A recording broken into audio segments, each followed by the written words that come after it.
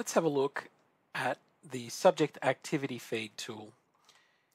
So this widget, it's a home page tool, we call it a widget, lives over here on the right hand side underneath the calendar. And the activity feed tool is a way of providing important messages or links to resources for students. It can also link to assignments. So if we have a look on this page, for example, the activity feed area has posts here that will link the students to particularly important resources. So they're hyperlinks, or they could be quick links if they were to internal subject materials. It also has a file attached to it that may have value to students over the duration of the subject. And then underneath, for example, there's also a direct link to an assignment in this case. So you can have that type of activity feed post also there. So the difference between an activity feed post and, let's say, an announcement or even a discussion post, for example, is that posts within the activity feed cannot be deleted or dismissed by students. So students, all users, have the ability to dismiss individual announcement posts from their homepage. If they've read it and don't need to read it again, they can dismiss it. With activity feed posts, students cannot do that. So they'll sit there on your homepage for the duration of the subject, and students will continually have access to that. So this suggests that potentially you may want to think about using this tool to provide students with information, direct links, etc., that are of higher value. So let's say that they're going to be of persistent value to them. Students may come looking for them throughout the subject. Maybe they're documents that they need to have. Maybe they're links to external resources that they might have value to use across the subject. And again, you can provide links to assessments as activity feed posts as well. So there are many different scenarios that you may want to think about using an activity feed post on your homepage rather than a one-off announcement, for example, or a discussion area that students would need to go looking for. Perhaps there is a scenario where you might want to use the activity feed for this purpose. I'll show you how to make a new post within the activity feed. If I click on the plus sign here underneath Create a Post, you'll see that I have a choice between posting a message, and this is a message post here, which will allow me to put in text. And the other option is an assignment link, and that's what we've done underneath. It will actually link to a new assignment or create a link to an existing assignment, which is what I've done here, and the students could click on that and be taken straight to the submission portal. So those are our two options with the activity feed. Most of the times I've seen this tool used, it's been to create a message post to a critical resource, for example.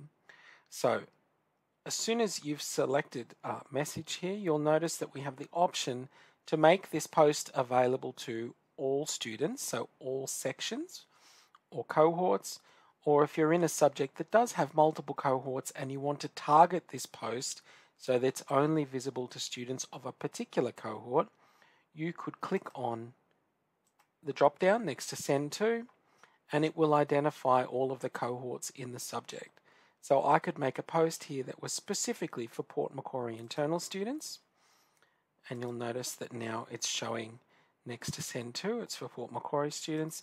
Now I can make my message, and you'll notice that we get a condensed version of the Brightspace editor. So basic formatting, bulleting, etc. But I also have access to both insert stuff, which will allow me to link to external objects, create video or audio notes, link to our subject files, for example. I can upload a file which would be embedded within the content through this My Computer option. Hyperlinks, etc. you can put in there as well. The other option is the Quick Link tool, which will allow you to directly link students to other parts of the subject site.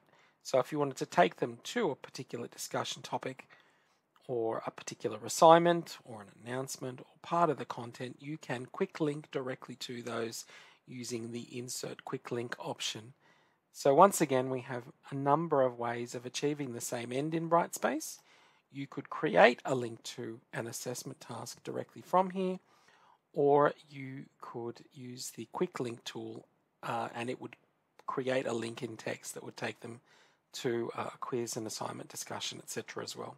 Both work equally well. So let's say sample critical resource link just for Port Macquarie internal students.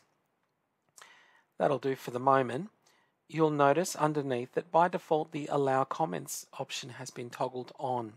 You may want to consider turning this off, as you might not want students posting their own comments about the potential value or not of your resource on the home page. That's up to you, but it is on by default. I'm going to toggle this off so it will be available for them to read, click on the links, etc., but not comment on. There are other places in the subject where they can do that. And you'll notice underneath that we also have an attach option. So this is how I've attached this PDF document underneath. You can attach files directly underneath here as well. The last option that we have when we're making our new message is to either post immediately, or I can schedule when I want this post to become visible to students. So I'll hit post, and at that point it has added the Port Macquarie post here.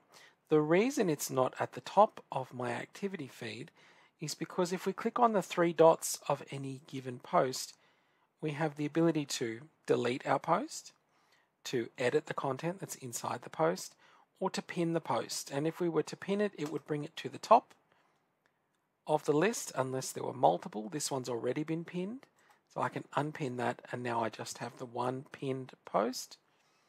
But you have the ability to determine the order in which they appear. Otherwise, it will be newest to oldest down the page. So we have three different types of activity feed posts. We have the standard message post. Here I've created a link to an assignment as my activity feed post, and it will take students directly to that particular portal. As the instructor, I also get a summary here of how many submissions have happened for that task, which is quite interesting. And then we have a activity feed post where we've had file attachments added as well underneath. So a consideration at this point is how much scrolling do you want the students to be doing on the home page? So that potentially may limit the number of activity feed posts you want to put. I would suggest as a starting point that you may want to limit the number of activity feed posts to somewhere between 2 and 4. Otherwise, the students will just be scrolling and scrolling and scrolling further down the page, which means it's not immediately visible to them. So that's a breakdown of the activity feed widget within Brightspace. I hope you enjoy using it.